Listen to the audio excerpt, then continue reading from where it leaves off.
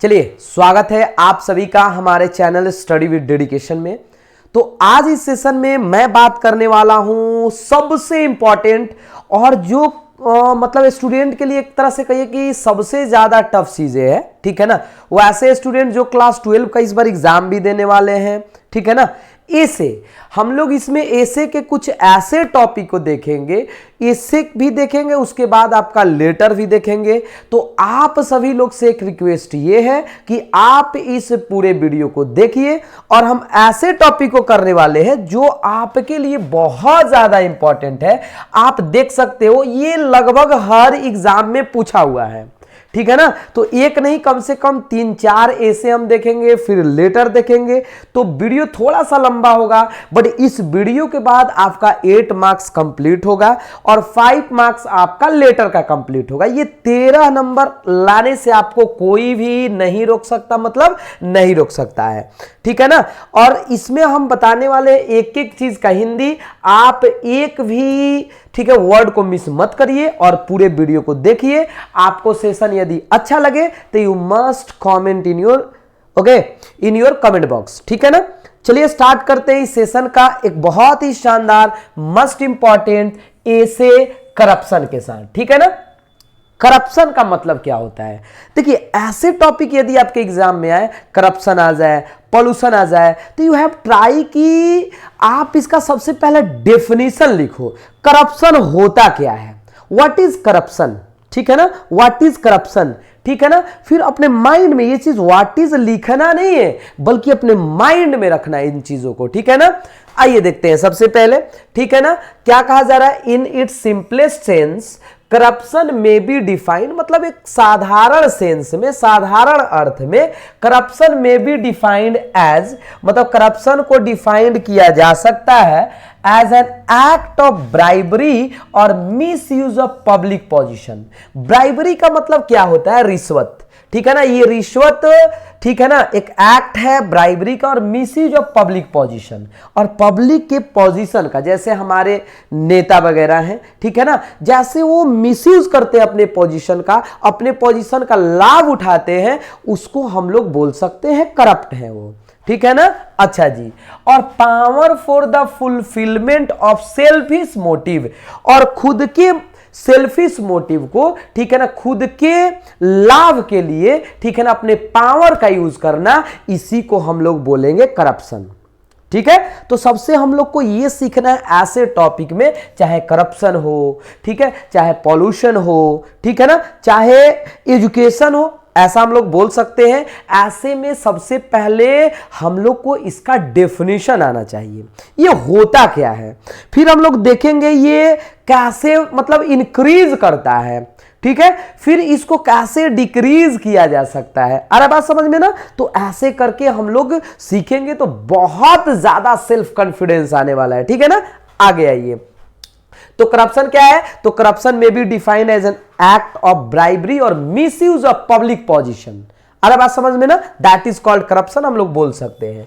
It is today more prevalent than honesty in the society. हम जानते हैं, ठीक है ना, कि हमारे सोसाइटी में ईमानदारी से ज्यादा, ठीक है ना, prevalent in the society the basic reason behind the corruption.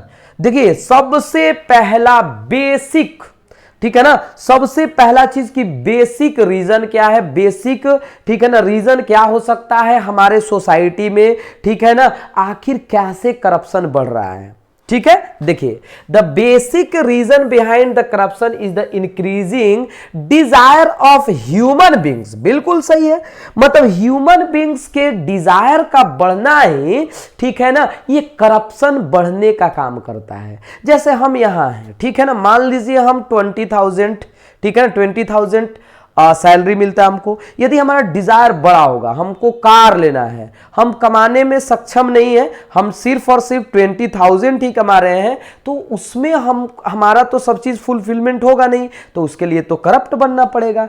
तो यही बात है, हमारा डिजायर बढ़ना ही हमारा क्या है? करप्शन है, ठीक है ना। डिजायर बढ़ना एक तरह से समझिए कि करप्शन को बढ़ावा देना होता है। देखो आगे, ठीक है। Today all of us want to become rich. आजकल तो भैया सब कोई कैसा बनना चाहता है? धनी। विदाउट वर्किंग, बिना काम किए हुए। तो बिना काम किए हुए धनी कैसे बना जाए? ठीक है, ऐसा तो नहीं हो सकता है, ठीक है ना, कि आप बिना हार्ड वर्क किए, बिना कुछ किए ही आप अमीर बन जाए, ऐसा कभी पॉसिबल नहीं है, ठीक है ना। ऐसा पॉसिबल तभी है जब आप करप्ट होंगे, ठीक है ना। आगे देखिए, this desire okay leads to corruption, ठीक है ना। और यह डिजायर किसको बढ़ावा देता है जी? करप्शन को। Attempt should be made by one and all in the society to fight corruption. मतलब हम लोग को चाहिए क्या जी? क्या हम लोग को चाहिए कि करप्शन के खिलाफ फाइट करें? तो सबसे पहले करप्शन का डेफिनेशन, इट इज टुडे मोर, मतलब हमारे सोसाइटी में ऐसा माना जा रहा है, ठीक है ना। ओके, दूसरा चीज की बेसिक कारण क्या हो सकता है? सबसे पहला करप्शन होता क्या? What is the basic cause to increase corruption? तो बेसिक क्या है जी? बेसिक रीजन क्या है? तो बेसिक रीजन ये है कि हमारा डिजायर बढ़ने से, our desire increasing the corruption will increase. जैसे जैसे हमारा डिजायर बढ़ता है वैसे वैसे करप्शन भी बढ़ते जाते हैं, ठीक है ना। तीसरा देखिए, अगला पॉइंट, तो इस चीज को समझ में आ रहा होगा, कोई प्रॉब्लम नहीं होगा। अच्छा जी, it is well established that politician are extremely corrupt. मतलब ये तो एस्टेब्लिश्ड है, हम लोग इसको मान चुके हैं कि पॉलिटिशियन बहुत ज्यादा करप्ट हैं, ठीक है ना। द वर्ल्ड ओवर, पूरे वर्ल्ड में सबसे ज्यादा यदि करप्ट कोई है तो है पॉलिटिशियन। ये हम नहीं, ठीक है ना, ये सभी व्यक्ति के द्वारा कहा जाता है, ठीक है ना। अच्छा जी, such political leaders who are corrupt and earn a lot through illegal means should not be supported। मतलब वैसे लीडर जो बहुत ज्यादा करप्ट होते हैं, बहुत ज्यादा पैसा के चक्कर में, मतलब पैसा कमाने के चक्कर में रहते हैं, उन लोगों को हमें कभी भी सपोर्ट नहीं करना चाहिए, ठीक है ना। चाहे कोई भी हो, अगर ऐसा करप्ट करता है हमें कभी भी उनका सपोर्ट नहीं करना चाहिए, ठीक है ना। If all of us guard against corruption we can make the society healthier. अगर हम लोग इसका रक्षा करते हैं करप्शन का, तो we can make the society healthier, तब हम लोग सोसाइटी को हेल्दियर बना सकते हैं। अच्छा, और हम लोग इसमें ऐड कर सकते हैं, ऐसा नहीं कि नहीं कर सकते हैं। कैसे आखिर करप्शन को कम किया जा सकता है? व्हाट आर द वेज, ठीक है ना। What should government do for this? हमारे सरकार को क्या करना चाहिए? तो ये भी हम लोग आगे लिख सकते हैं, ठीक है ना। ऐसे का मतलब कम से कम 150 to 220 वर्ड्स होना चाहिए, इसके बीच में आपको लिखना होगा, ठीक है ना। आई थिंक कि ये अच्छे से एकदम क्लियर हो गया होगा, ठीक है ना। चलिए अगला टॉपिक पर चलते हैं। अगला टॉपिक हमारा है पॉल्यूशन, ठीक है ना। पॉल्यूशन है, ठीक है। देखिए, सबसे पहला बात कि व्हाट इज पॉल्यूशन? पॉल्यूशन होता क्या है? अरे बात समझ में ना, आप अपने माइंड से लिखिए, ये हम नहीं करें कि जो चीजें हम लिखा रहे हैं इसको एकदम रट जाइए, नहीं। पॉल्यूशन होता क्या है, ठीक है ना। अब पॉल्यूशन है तो भाई पॉल्यूशन का तो काइंड्स भी होता है, how many kinds of pollution. तीसरा हम लोग लिख सकते हैं, ठीक है, how is pollution increasing day by day, ठीक है ना। फिर लिखेंगे what is the effect of pollution in our society, ये भी हम लोग लिख सकते हैं। फिर हम लोग लिखेंगे how can we eradicate, how can we decrease pollution, कैसे पॉल्यूशन को कम किया जा सकता है। लास्ट में कंक्लूजन लिख दीजिए, काम खत्म, ठीक है ना। आइए देखिए, pollutants are the key elements or components of pollution which are generally waste material of different forms। मतलब देखिए यहां कहा जा रहा है कि pollutants are the key elements, जो मतलब यहां पॉल्यूशन भी आप कर सकते हो, are the key elements, ये मतलब की एलिमेंट्स है और component of pollution which are generally waste, नहीं यहां पॉल्यूटेंट सही है, मतलब pollutants are the key element, ये सबसे एक कह सकते हैं की एलिमेंट है, की का मतलब सबसे महत्वपूर्ण, ठीक है ना। और component of pollution which are generally waste material, ये होता क्या है जी? तो वेस्ट मटेरियल होता है ऑफ डिफरेंट फॉर्म्स, मतलब ये वेस्ट मटेरियल का डिफरेंट फॉर्म ही हमारा क्या होता है? पॉल्यूशन होता है। Pollution disturbs our ecosystem and the balance in the environment. ये पॉल्यूशन जो है ना, ये डिस्टर्ब करता है हमारे इकोसिस्टम को, ठीक है ना, और बैलेंस, और क्या करता है? हमारे इन्वायरमेंट के बैलेंस को, संतुलन को क्या करता है? डिस्टर्ब करता है, ठीक है ना। ओके, तो व्हाट इज पॉल्यूशन, तो यहां से आपका डेफिनेशन हो सकता है कि पॉल्यूशन डिस्टर्ब्स, ये नहीं, यहां से हो सकता है कि pollutions which are generally waste material of different forms, मतलब ये वेस्ट मटेरियल जो होता है ना, हमारा वेस्ट मटेरियल ही हमारा क्या होता है, एक पॉल्यूशन होता है, ठीक है ना। अच्छा जी, pollution disturb our ecosystem and the balance in the environment with rise of the population, देखिए यहां कैसे ये बढ़ता है, with the rise of population and increase in industries, मतलब जनसंख्या बढ़ने से और इंडस्ट्रीज बढ़ने से हमारा मतलब ये पॉल्यूशन क्या होता है, बढ़ता है। The problem of pollution is becoming more serious, मतलब क्या, ये जनसंख्या और इंडस्ट्री बढ़ने से क्या हो रहा है जी, बढ़ रहा है दिन प्रतिदिन। और इसके साथ ही साथ ये भी ध्यान रखना है कि the problem of pollution is becoming more and more serious, more serious मतलब ये बहुत ज्यादा सीरियस होते जा रहा है, ठीक है ना। अगर हम लोग इसको ध्यान नहीं रखें तो बहुत खतरा हो सकता है। फिर कहा जा रहा है कि nowadays okay the air soil and water are polluted, आजकल तो मान लीजिए एयर हो, सॉइल हो, वाटर हो, सब कुछ क्या हो चुका है, पॉल्यूटेड हो चुका है, प्रदूषित हो चुका है। The water of river is no longer suitable for drinking, यहां तक कि जो रिवर का पानी होता है ना, वो पीने योग्य नहीं, पानी है बट पोर्टेबल नहीं है, पीने योग्य नहीं है। The water of river is no longer suitable for drinking, the air is no longer fit for breathing, और हवाएं भी जो है ना, हवा भी है वो हमारे लिए फिट नहीं है ब्रीथिंग के लिए, ठीक है ना, सांस लेने के लिए। क्यों? पॉल्यूशन के कारण भाई, पॉल्यूशन के कारण।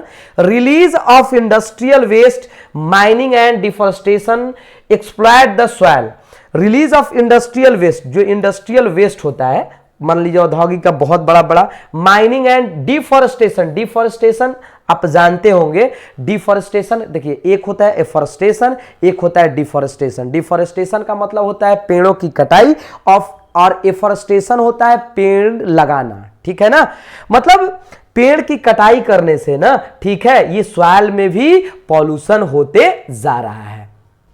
आगे देखिए, pollution not only affect okay human beings but also affects the nature, ये केवल ह्यूमन बींग्स को ही अफेक्ट नहीं कर रहा है बल्कि हमारे नेचर को भी अफेक्ट कर रहा है, ठीक है ना। जैसे plants, fruits, vegetable, forest, animal etc, it's crucial to control pollution as the nature, ये बहुत क्रूशियल हो गया है, बहुत ज्यादा इंपॉर्टेंट हो गया है कि हम क्या करें, इस चीज को नियंत्रण करें, नहीं तो आने वाले दिन में it will be fatal for us, ये तो मतलब है ही, और ज्यादा घातक साबित हो सकता है।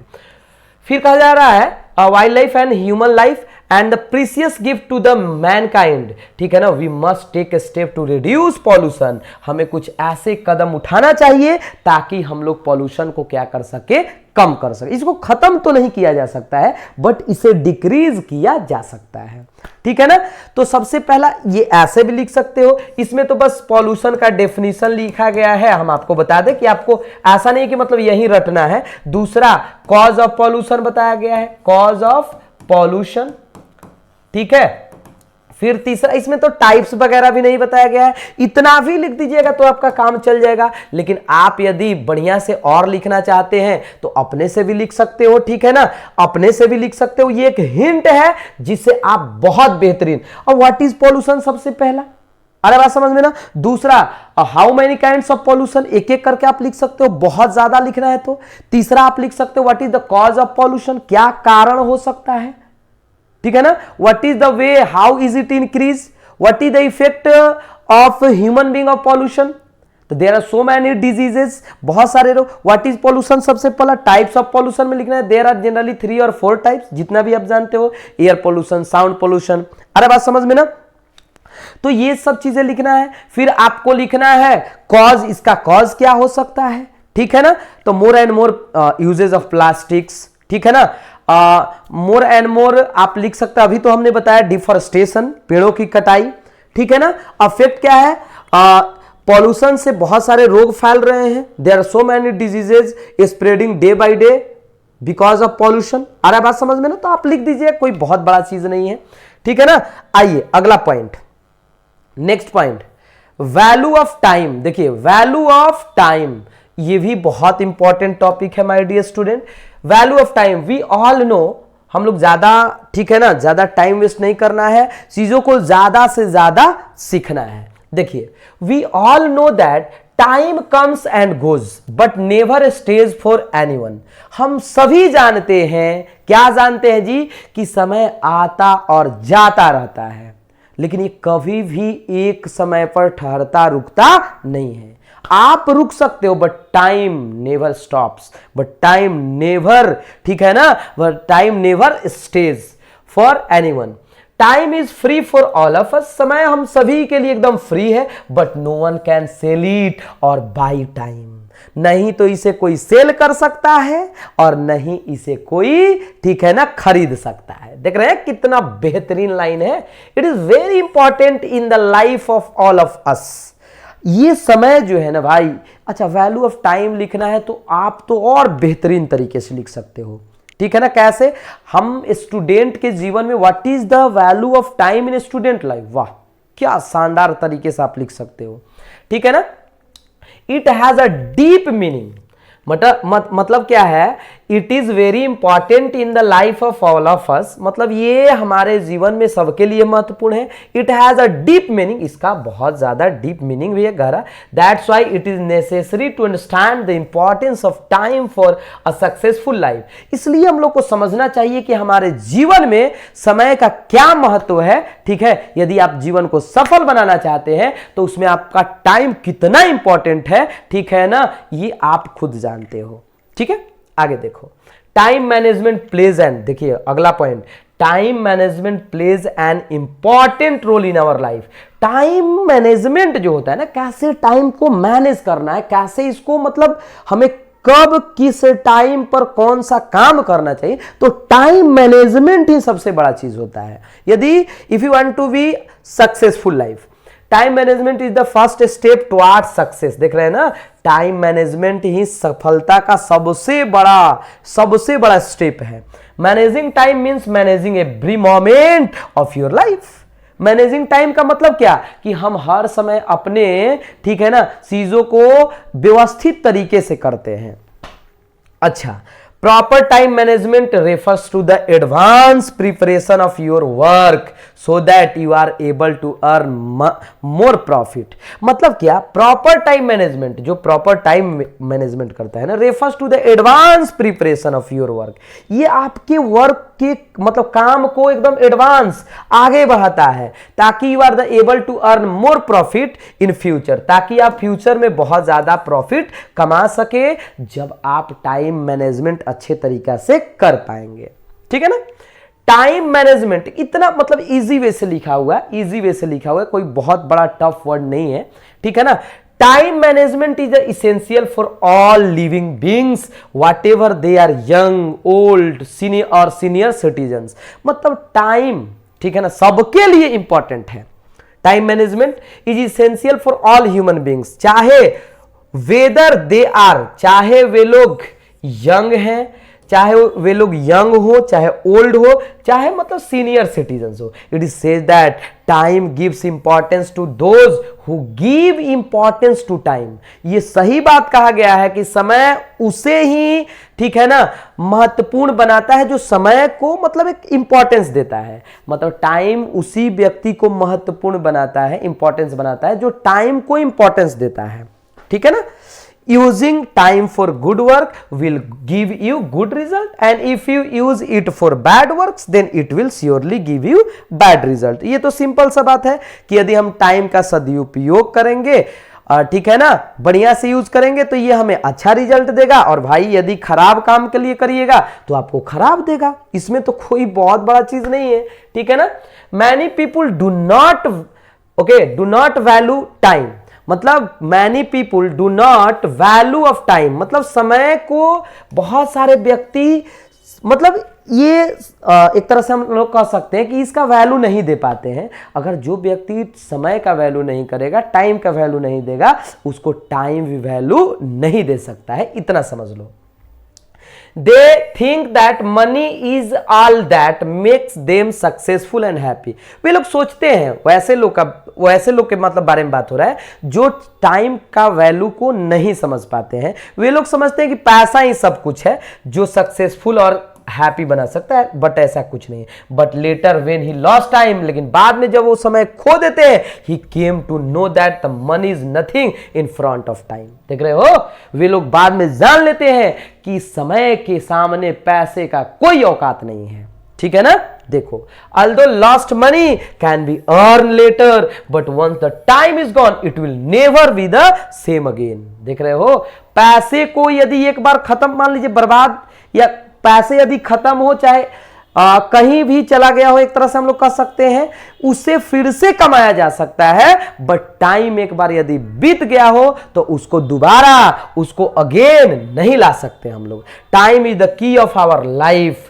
मतलब टाइम जो है, समय जो है, हमारे जीवन का क्या है जी, एक की है। ठीक है ना, चाबी है। वेदर इट इज हैप्पीनेस, चाहे बात हैप्पीनेस का हो, ठीक है ना, sorrow, success, failure, everything is indirectly dependent on time. सब कुछ किस पर निर्भर है जी, समय पर निर्भर है। It is necessary to understand the value of time with time, otherwise you will regret for the rest of your life. देख रहे हैं कितना इंपॉर्टेंट लाइन लिखा हुआ है ना, it is necessary to understand.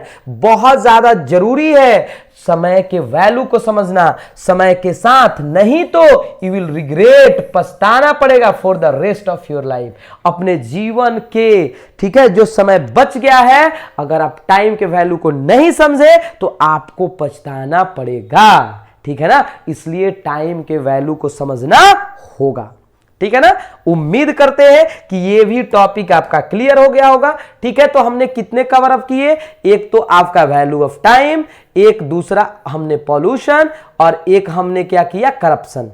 3 topic हमने कंप्लीट कर लिया। कोई दिक्कत, कोई परेशानी नहीं होना चाहिए आप सभी को। मजा आ रहा होगा। आप ही लोग के लिए बाबू बहुत ज्यादा मेहनत किया जा रहा है ताकि आपको कोई भी परेशानी नहीं हो। ठीक है ना। और हम आपके एग्जाम के दिन तक आपके साथ हैं, बिल्कुल चिंता मत करो। अब है गेम्स एंड स्पोर्ट्स। बहुत बार पूछा हुआ है जी गेम्स एंड स्पोर्ट्स। सबसे पहले, अब इसमें हमने लिख दिया इंट्रोडक्शन। सबसे पहले games and sports make us healthier. आइए देखिए, टाइम हम नहीं गवाएंगे, ठीक है ना, टाइम नहीं, बस हम लोग इसमें पढ़ाई पढ़ाई, सिर्फ और सिर्फ पढ़ाई बस। क्या इंट्रोडक्शन में सबसे पहले लिखेंगे। अब गेम्स एंड स्पोर्ट्स आ गया, यहां मान लीजिए ये आ गया, या योर फेवरेट गेम आ गया, या माय फेवरेट क्रिकेट गेम, ऐसे भी दे सकते हैं। तो इंट्रोडक्शन में हम लोग ऐसा सब में लिखेंगे। Games and sports make us healthier, मतलब जो गेम्स है, स्पोर्ट्स है ना, हमें क्या बनाता है, हेल्दियर बनाता है जी, स्वास्थ्य, एंड फिट फॉर वर्क, काम करने के लिए एकदम फिट बनाता है। Games and sports are very necessary in our life. किसी के भी जीवन में गेम स्पोर्ट्स क्या है जी, बहुत ज्यादा जरूरी हो, बहुत ज्यादा जरूरी है। Games and sports makes us fit, active, fresh and social. ये हमें एकदम से फिट बनाता है, एक्टिव बनाता है, ठीक है ना, एक्टिव, फ्रेश करता है, ठीक है ना, और सोशल मतलब एक टाइम पर हमें क्या करना चाहिए, ठीक है ना, सामाजिक व्यक्ति। They teach us A lesson of ये करेक्ट ड्यूटी हम लोग यहां कर सकते हैं, ठीक है ना, करेक्ट ड्यूटी एंड डिसिप्लिन, ठीक है ना, मतलब हमें ये सिखाता है कि ड्यूटी हमें करना चाहिए कैसे और डिसिप्लिन कैसे करना चाहिए। थोड़ा सा इसका भी मीनिंग सुधार लीजिएगा, ठीक है ना, और कैसे जीवन में डिसिप्लिन रहना होगा। They teach us A lesson of brotherhood and national unity, ठीक है ना, नेशनल यूनिटी। ये हमें और क्या सिखाता है जी, ठीक है ना, ब्रदरहुड, भाईचारा, और हमें कैसे एक यूनिटी में रहना चाहिए, ये हम लोग गेम और स्पोर्ट्स से ही सीख सकते हैं। ये बहुत बड़ा चीज है हमारे लिए। तो सबसे पहले गेम एंड स्पोर्ट्स क्या होता है जी हमारे जीवन में, ये बहुत ज्यादा महत्वपूर्ण है, ठीक है ना, बहुत ज्यादा महत्वपूर्ण है। हमें हमारे बॉडी को फिट रहने के लिए, फिट रखने के लिए, ब्रदरहुड मतलब भाईचारा करने, क्योंकि गेम खेलते हैं तो उसमें ब्रदरहुड भी रहना चाहिए ना, ठीक है। Games and sports have much value in development of body. ये डेवलपमेंट ऑफ बॉडी के लिए बहुत ज्यादा इंपॉर्टेंट है, is as important as that of a mind. मतलब ये हमारे बॉडी यानी शारीरिक के साथ साथ, ठीक है ना, ये हमारे, ठीक है, नॉलेजेबल ह्यूमर्स के लिए भी काम करता है। Body is as important as that of mind, ये माइंड के लिए भी काम करता है, बॉडी के लिए भी काम करता है। ए हेल्दी माइंड, ठीक है ना, a healthy mind dwells in a healthy body. एक हेल्दी माइंड जो रहता है ना, वो सिर्फ और सिर्फ कहां रहता है, एक हेल्दी बॉडी में। जिसका बॉडी हेल्दी रहेगा उसका माइंड भी क्या होना चाहिए, मतलब क्या होता है, हेल्दी होता है, ठीक है ना। अच्छा, games keep the body fit and active, वही बात है। अब types of games, types of games, there are two types of games. देखिए दो टाइप्स के गेम होते हैं, इंडोर होता है और आउटडोर्स होता है। इंडोर का मतलब होता है जो हम लोग अंदर खेलते हैं, मान लीजिए, ठीक है ना, जैसे the game which is played inside area, that is called indoor games, and the games which are played outside area, that is called outdoor game, ठीक है ना, वही बताया गया है। अब इंडोर गेम का डेफिनेशन यह है, आप देख सकते हो, indoor games means play in the rooms and halls, वही बात है ना। Example cards, carrom, ludo, chess, ये सब हमारा क्या है जी, ये सब इंडोर गेम्स है, ठीक है ना। The most common games and indoor games help us to practise essential cognitives skills and enhance the part of brain. ये ब्रेन को, मतलब इंडोर है तो ऐसा नहीं कि बॉडी को नहीं, बट हमारे, ठीक है ना, ब्रेन को क्या करता है, इनहेंस करता है, बढ़ाता है। Okay, responsible for complex thought and memory formation, ये हमारे थॉट को, विचार को मजबूत बनाता है। Creative indoor games helps the brain retain and build cognitive association well in old ages. मतलब देखिए, ये ऐसा नहीं कि हम लोग अंदर खेलते हैं, हॉल में खेलते हैं तो ये इंपॉर्टेंट नहीं, ये बहुत ज़्यादा इंपॉर्टेंट है हमारे, मतलब ब्रेन के लिए ये बहुत ज़्यादा इंपॉर्टेंट है। अब आउटडोर गेम तो ये सबको मालूम होना चाहिए, means play in the open place and play ground, example hockey, cricket, tennis, kho kho, ये सब जितना है, this games is the most important for student life, ये स्टूडेंट लाइफ के लिए बहुत ज्यादा इंपॉर्टेंट है। Outdoor games like football, basketball, running, swimming builds the stamina of person, मतलब ये पर्सन के स्टेमिना को बढ़ाता है, ठीक है ना। The stamina of a man automatically increase very high, यदि आप खेलते हो ये सब गेम, क्रिकेट, फुटबॉल, तो जो स्टैमिना होता है ना शरीर के अंदर, वो बहुत ज्यादा डेवलप करता है, बढ़ जाता है, ठीक है ना। एकदम मजा आ रहा है, एकदम आपको भी बहुत अच्छा लग रहा होगा, ठीक है ना। आप भी अब ऐसा लग रहा होगा कि लिख सकते हो। नीड ऑफ गेम्स, हमारे जीवन में क्या जरूरत है। Games and sports are very necessary of life, it provides the best exercise to the body, ठीक है ना, ये बॉडी के लिए सबसे बेस्ट एक्सरसाइज है games. The said body becomes active, physical exercise is very important for digestion, ये digestion के लिए भी बहुत ज्यादा इंपॉर्टेंट है, पाचन के लिए।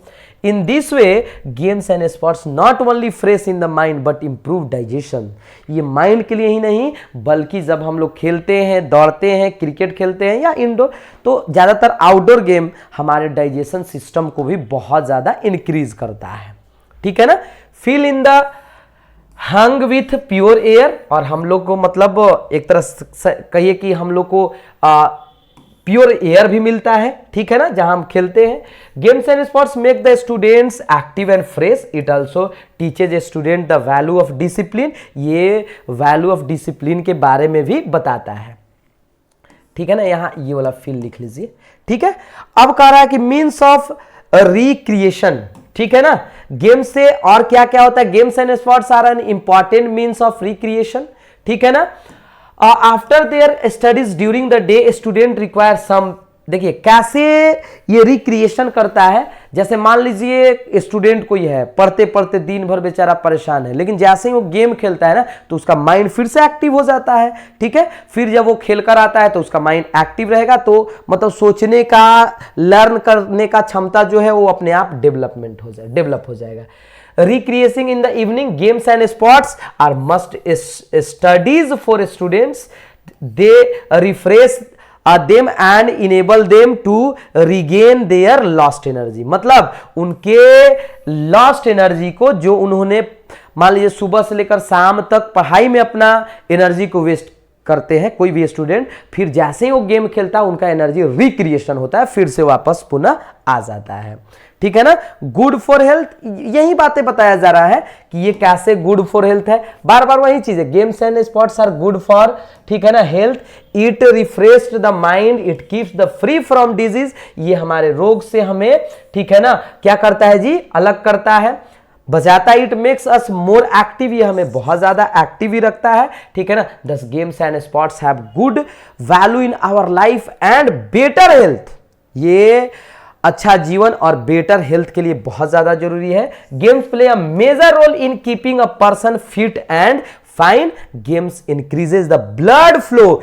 इंटायर द बॉडी, बार बार वही चीजें कर रहा है, डाइजेशन, ठीक है ना, ब्लड के लिए, in keeping your body fat percentage low, और ये जो आपके बॉडी में फैट परसेंटेज जो होता है ना, उसको धीरे धीरे कम करता है यदि आप गेम खेलते हो, ठीक है। उम्मीद करते हैं कि बहुत अच्छे से समझ में आ रहा होगा, ठीक है ना। Development leadership quality, games and sport develop leadership quality, every student should take part in game and sports, मतलब एक लीडरशिप, एक नेतृत्व करने के लिए बनाता है, बताता है कि गेम को यदि हम खेलते हैं तो इसमें हम लोग लीडर ही बन सकते हैं, कैसे आपको लीडरशिप करना चाहिए, तो ये गेम खेलने से पता चलता है, इसलिए गेम जरूरी है, स्टूडेंट के लिए और ज्यादा जरूरी है। अदर एडवांटेज, बहुत सारे और एडवांटेज हो सकते हैं। Sports evoke a sense of fair play in one's life, person becomes positive thinking, आपका थिंकिंग पॉजिटिव होता है, आपका सेंस बढ़िया होता है। Children learn from sports by honouring big officials, get rid of bad addiction, ठीक है ना, मतलब एक बुरे आदत से आदमी बचता है, ठीक है ना, लाइक अल्कोहल, ठीक है ना, कंक्लूजन, ठीक है ना। यहां देखिए कहा जा रहा है कि अल्कोहल से यदि गेम कोई खेलता है तो अल्कोहल से आदमी बचता है, मतलब बैड एडिक्शन से आदमी बचता है, उसके बदले में गेम खेलता है, क्रिकेट, फुटबॉल, ठीक है ना, तो ये बहुत ज्यादा जरूरी है, बहुत। अब conclusion, sport gives us a good exercise, okay, which makes us physically strong and increase our stamina and strength. अब देखिए इसका कंक्लूजन क्या है कि स्पोर्ट, ठीक है ना, गिव्स हमें क्या देता है, गुड एक्सरसाइज, विच मेक्स अस फिजिकली स्ट्रांग, जो हमें फिजिकली स्ट्रांग बनाता है, हमारे स्टेमिना को, एकदम स्ट्रेंथ को, स्टेमिना को इंक्रीज करता है। Regular sport activity makes us active and lead to a good health. Games can be dangerous because any injury can occur while playing these sports, ये हमारे लिए खतरनाक भी हो सकता है, क्योंकि जब हम खेलते हैं तो इसमें संभावना है कि कुछ गेम्स खतरनाक भी होते हैं, ठीक है, खेलते समय हमें चोट भी लग सकती है, इसलिए सावधानी पूर्वक खेलना चाहिए, ठीक है ना। Therefore person should wear properly safety kit before playing games, ठीक है ना। तो ये बहुत ज्यादा, थोड़ा बड़ा है लेकिन काफी इफेक्टिव भी है आपके लिए, बहुत ज्यादा इंपॉर्टेंट है, बहुत ज्यादा इंपॉर्टेंट है, मजा आ गया होगा। माई हॉबी क्रिकेट, अब देखिए माई हॉबी क्रिकेट वही बात है, ठीक है ना।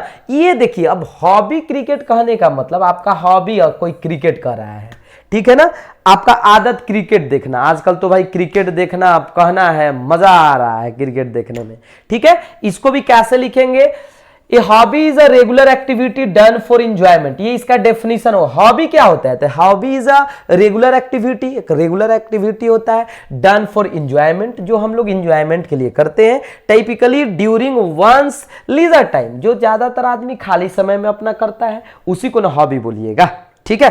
अच्छा जी, और हॉबी देखिए बैड भी हो सकता है, गुड भी हो सकता है। Not professionally just for amusement, मतलब प्रोफेशनली नहीं, बस एक, ठीक है, मजे के लिए हम लोग बोल सकते हैं।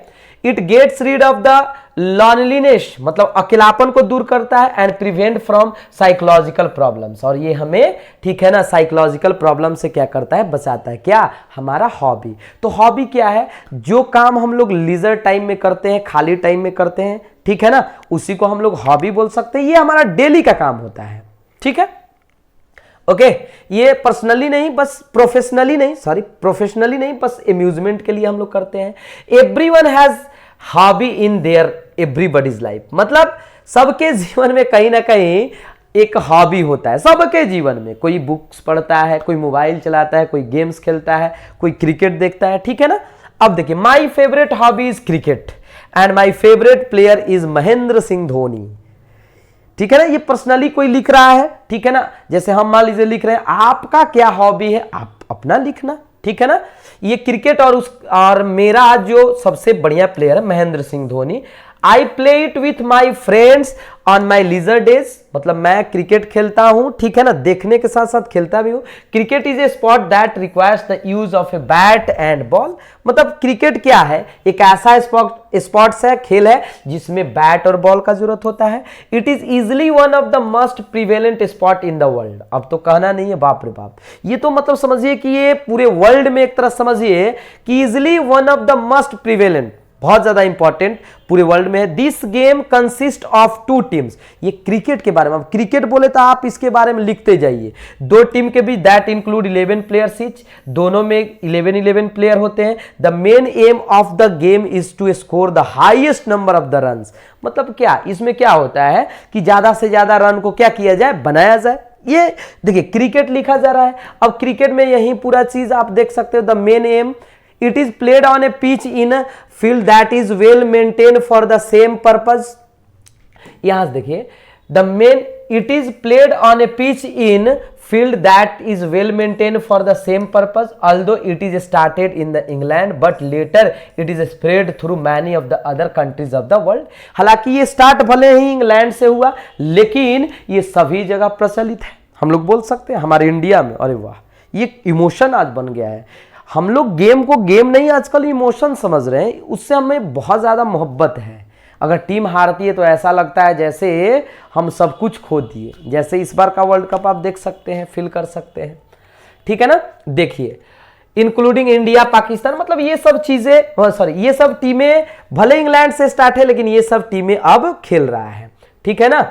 Our country India is a leading cricket playing country today, ये तो भाई सबसे आगे है, ठीक है। It has won 2 world cup so far, अब तक ये 2 वर्ल्ड कप जीत चुका है, तीसरा तो जीतने वाला था तब तक, ठीक है। The game of cricket is really exciting and fascinating, बहुत बढ़िया है, एक्साइटिंग और fascinating. It keeps the spectators spellbound, spectator जैसे हम लोग हैं, ठीक है ना। Those who can not make it to the stadium enjoy the game on their television set, जो भाई स्टेडियम में नहीं जाता है, जा सकता है, उसे हम लोग घर पर ही क्या करते हैं, एंजॉयमेंट करते हैं। Playing cricket keeps me fit, मतलब क्रिकेट खेलना हमें फिट रखता है, एक्टिव रखता है, हेल्दी रखता है। It always refreshes my mind, it gives a fresh tone to our monotonous life, ये हमें एक मोनोटोनस का मतलब क्या होता है, उबाऊ जीवन से, ठीक है, ये फ्रेश करता है। तो देखिए कितना इंपॉर्टेंट है, हॉबी में ये गेम लिखा हुआ है और गेम में क्रिकेट लिखा हुआ है। मजा आ गया होगा आप सभी को ये पढ़कर, मजा आ गया होगा, ठीक है ना। अब देखिए importance of education, importance of education बहुत इंपॉर्टेंट ये भी टॉपिक है। इंपॉर्टेंस ऑफ एजुकेशन, शिक्षा का महत्व हमारे जीवन में क्या है, इसको समझने का कोशिश करेंगे, ठीक है ना। और ये बार बार हम कर रहे हैं, वैसे टॉपिक है जो आपके एग्जाम में आएगा ही आएगा, ठीक है ना। ये आपका एग्जाम नजदीक है, डेली इस टॉपिक को कवर अप करिए, ठीक है ना। आइए देखते हैं, education is the most important thing in our life, education जो है ये बहुत इंपॉर्टेंट थिंग है हमारे जीवन के लिए, ठीक है ना। हम लोग कर सकते हैं, बिल्कुल कर सकते हैं। इट इंप्रूव्स आवर नॉलेज, ये अब एजुकेशन क्या करता है जी, हमारे नॉलेज को बढ़ाता है, स्किल को बढ़ाता है। Develops the overall personality and attitude, ये हमारे पर्सनालिटी को, पूरे एटीट्यूड को क्या करता है, बदल देता है, ठीक है ना, ये डेवलप करता है। It brings a great change in our life, it makes our life prosperous and meaningful, मतलब ये हमारे जीवन में, अगर एजुकेटेड है हम, तो ये हमारे जीवन में, देखिए नौकरी लेना नहीं लेना ये बात का बात है, but if you are a good educated person, okay, अगर आप एक बहुत अच्छे एजुकेटेड पर्सन है, you will get everything whatever you want in your life. I think if you are a educated person, if you are an educated person you will get more than your expectation, हमारे कहने का मतलब यही है, ठीक है, कि अगर आप एजुकेटेड हैं तो आपको मतलब एक एक्सपेक्टेशन से भी ज्यादा चीजें मिल सकता है आपके जीवन में।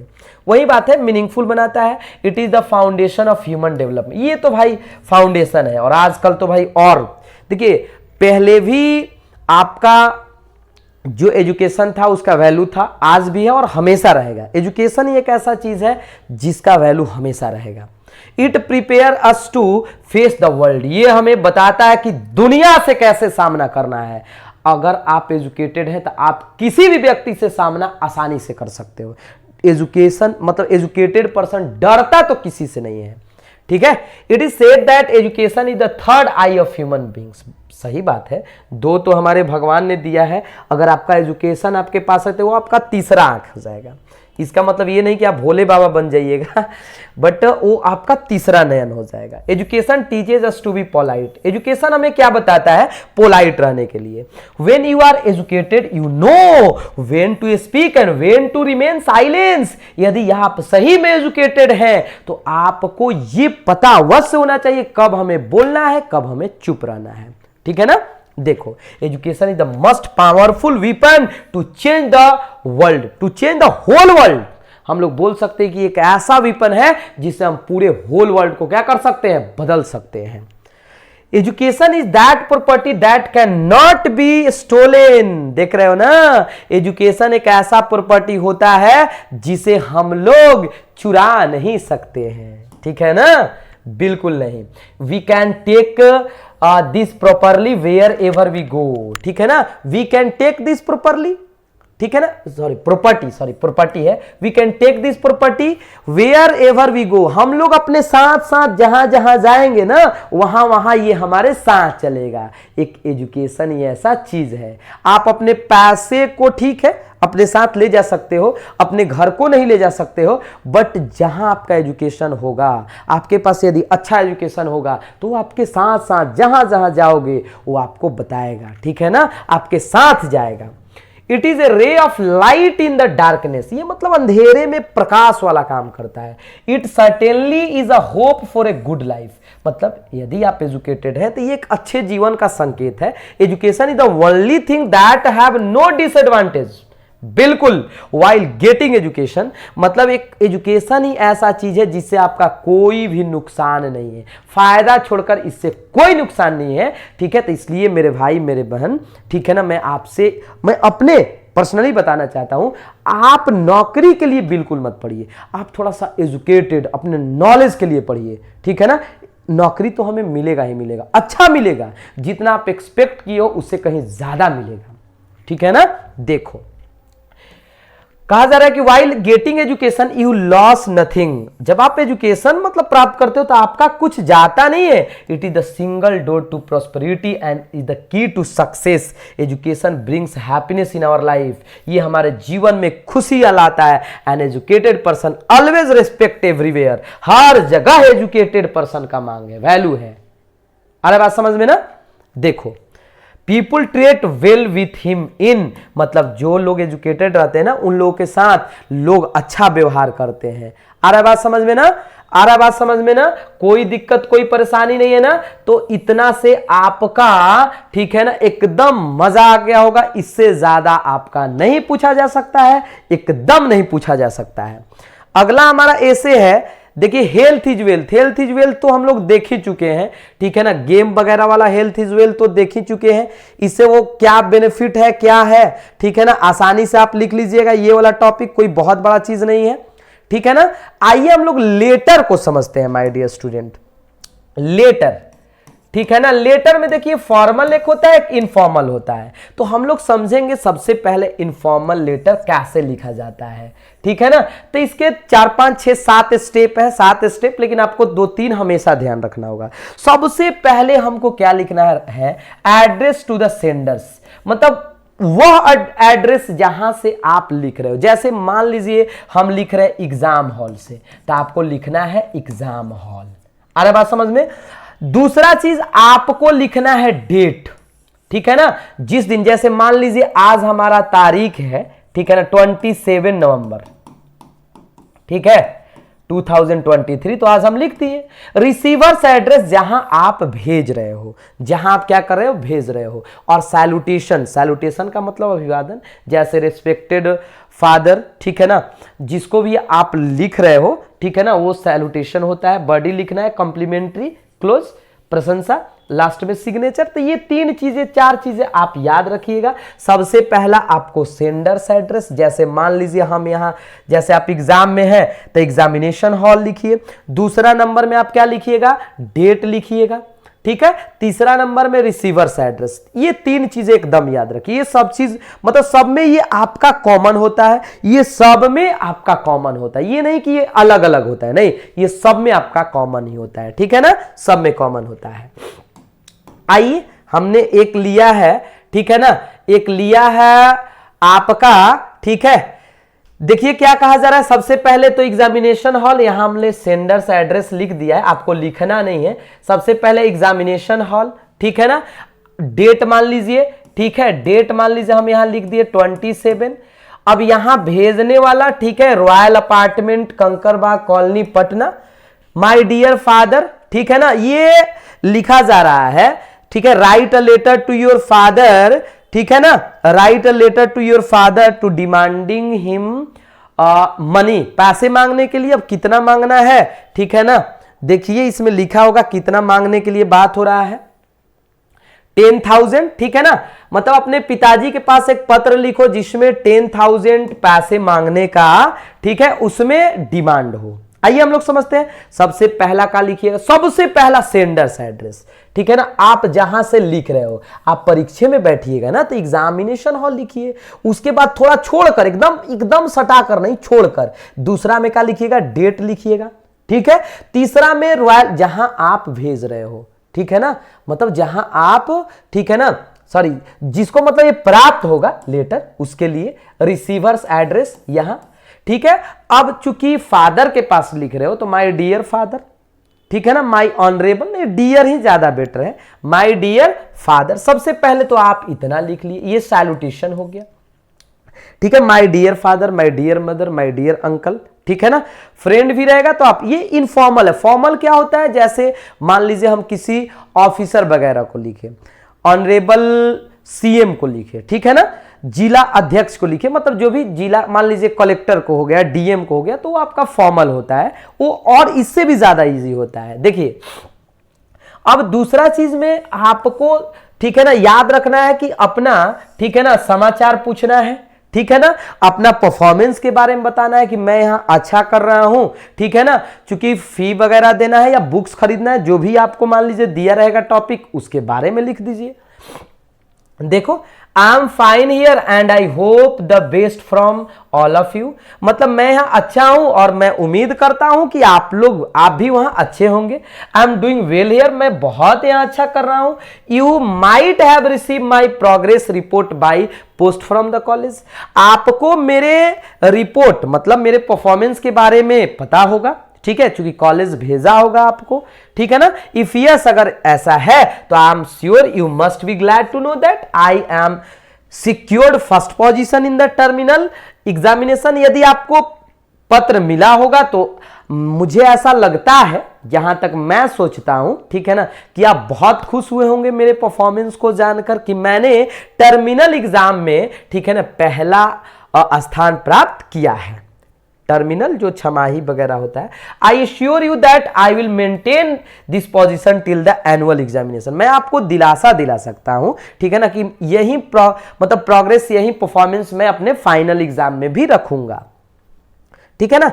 एज यू नो, जैसा कि आप जानते हैं, my fees for the next term are due, कि अगले टर्म का जो फी है ना वो ड्यू है, बाकी है। So kindly send me Rs10,000 by draft at the earliest, मतलब जितना जल्दी हो सके उतना जल्दी आप 10,000 रुपया भिजवा दीजिए, ड्राफ्ट कर दीजिए, ताकि मैं फी मतलब दे सकूं अपने कॉलेज का। तो सबसे पहले पैसा लेना है तो अपना परफॉर्मेंस बताना होगा। आ रहा है बात समझ में ना, तब ना कोई गार्जियन मान लीजिए आपको फी दे देंगे आसानी से, तो ये चीजें तो हार्ड नहीं है आपके लिए, ठीक है। If the fees is not paid in time, अगर पैसे समय से जमा नहीं हुए, I may be debarred from the attending my class, तो मुझे हो सकता है क्लास से, ठीक है ना, डिवेयर्ड अलग कर दे, ठीक है ना, मतलब क्लास टीचर जो है मुझे निकाल भी सकते हैं। प्लीज टेक केयर टू पे द फी इन टाइम, इसलिए समय पर पैसा जमा करना होगा, ठीक है ना। Please pay my respect to dear mother, last में आपको ऐसा लिखना ही होता है कि माँ को प्रणाम, दादा, and convey my love and affection to Sonam and Priya, ये दो बहन है उसका। रेस्ट इज ओके, सब कुछ बढ़िया, hope to see you soon, उम्मीद करता हूं कि हम लोग जल्द मिलेंगे। ठीक है ना। तो उम्मीद है कि आप लोग भी इस चीज को समझ रहे होंगे, कोई बहुत बड़ा चीज नहीं है कि हमको सर लेटर नहीं। सबसे पहला देखिए, सबसे पहला एक ही चीज आपको ध्यान रखना है, एक ही चीज क्या, सबसे पहला आपको सेंडर एड्रेस। तो सबसे पहला क्या लिखिएगा, एग्जामिनेशन हॉल। क्या लिखिएगा जी, एग्जामिनेशन हॉल लिख दिए, कोई दिक्कत नहीं। दूसरा नंबर में डेट लिखना है आपको, डेट वहां नहीं लिखना है, बस लिख देना है कि आज कितना मान लीजिए डेट है, ठीक है ना। तीसरा आपको क्या लिखना है, रिसीवर्स एड्रेस, जहां आप भेज रहे हो, मान लो 00 इतना सासाराम, जो जहां भी। फिर अपना सैल्यूटेशन में my dear father, my dear father, अगर फादर के पास लिख रहे हो, I am fine here and I think you are fine there, ऐसा भी लिख सकते हो सिंपलेस्ट फॉर्म में। I am doing well here, मैं बहुत अच्छा कर रहा हूं, ठीक है। तो ये सब चीजें आप आसानी से लिख सकते हो, मुझे लगता है कोई ज्यादा ये नहीं है। फिर वही write a letter in about 100 words, okay, to your cousin inviting him to visit your place after the examination. मतलब अपने कजन को, जो भी कहिए, चचेरा ममेरा फुफेरा भाई या बहन को लिखना है, मतलब एग्जामिनेशन के बाद, ठीक है ना, visit your place after the examination, ठीक है ना। एग्जामिनेशन के बाद घूमने के लिए एक पत्र लिखना है। आइए देखते हैं, वही बात है, सबसे पहले एग्जामिनेशन हॉल, डेट, ठीक है ना, यहां अपना लिख देना है, ठीक है ना, अपना यहां डेट के बाद अपना लिख देना है, ठीक है ना, जहां आप, ठीक है ना, रिसीवर्स एड्रेस। तो डियर चंदन, फ्रेंड है तो भाई डियर, माय डियर नहीं लिखना, बस डियर चंदन नाम लिख दीजिए। I hope this finds you in the best of health and spirit, मतलब मुझे लगता है कि आप, मतलब तुम जो है एकदम स्वस्थ होगे, मैं ऐसा कामना करता हूं। आई am sure your college must have close for long summer vacation, ठीक है ना। मैं तो ये बात से निश्चित हूं कि तुम्हारा जो कॉलेज है समर वैकेशन के लिए लंबे छुट्टी, मतलब एक होता है ना समर वैकेशन के लंबा समय के लिए छुट्टी हो जाता है। And you might have chalked out a program by now dear, it is now more than a year that we meet each other। अब यहां भाई लिख रहा है अपने फ्रेंड को कि तुम जानकर खुश होगे क्योंकि हम लोग का मिला हुआ साल भर से भी ज्यादा हो गया ना। each other I sometimes long to revive these happy days which we had spent together। मैं कभी कभी उन दिनों को याद करता हूं जब हम दोनों साथ में घूमे थे, ठीक है ना। Hope you to visit here during this holidays, मैं ऐसा उम्मीद करता हूं कि तुम, ठीक है ना, हॉलीडेज में, ठीक है ना, हियर ड्यूरिंग दिस हॉलीडेज मतलब आओगे मेरे यहां, and spend at least a part if not whole of your holidays with me. और मुझे, मतलब मैं ऐसा उम्मीद करता हूं कि जितना छुट्टी रहेगा उसका थोड़ा समय मेरे साथ बिताओगे। यही ना भाई लिखना है, क्या लिखना है भाई, एकदम इजी है। Waiting with lots of love and emotions your loving friend, मतलब यहां तक, ठीक है ना। Waiting with lots of love, मैं वेट कर रहा हूं पूरे प्रेम और पूरे इमोशन के साथ कि तुम आओगे, ठीक है ना। तो देखिए सब में वही है, और लास्ट में अपना लिख देना है योर लविंग फ्रेंड, ठीक है ना। आसान है, कोई बहुत बड़ा चीज नहीं है। यहां भी देख लिए आप सभी, और ठीक है ना, पिछला लेटर में भी देख लिए। उम्मीद करते हैं कि ये वीडियो आपको बहुत अच्छा लगा होगा। बहुत ही मेहनत से बाबू बनाया गया है ये आपके लिए 50 to 53 मिनट का वीडियो। तो आपसे हम ये उम्मीद करते हैं कि आपको ये बहुत बड़ा एडवांटेज देगा। और 2-3 ऐसे आपको याद रखना है, एक my aim in life, my aim in life, इससे भी हमेशा पूछा जाता है। एक ऑनलाइन शॉपिंग इंटरनेट के बारे में देख लीजिएगा, इससे ज्यादा कुछ नहीं देखना है, ठीक है ना। तो आपको ये वीडियो कैसा लगा, मेरा मेहनत कैसा लगा, उम्मीद करते हैं अच्छा लगा होगा। एक कमेंट तो बनता है, ठीक है ना, एक कमेंट जरूर करिएगा। चलिए, जय हिंद।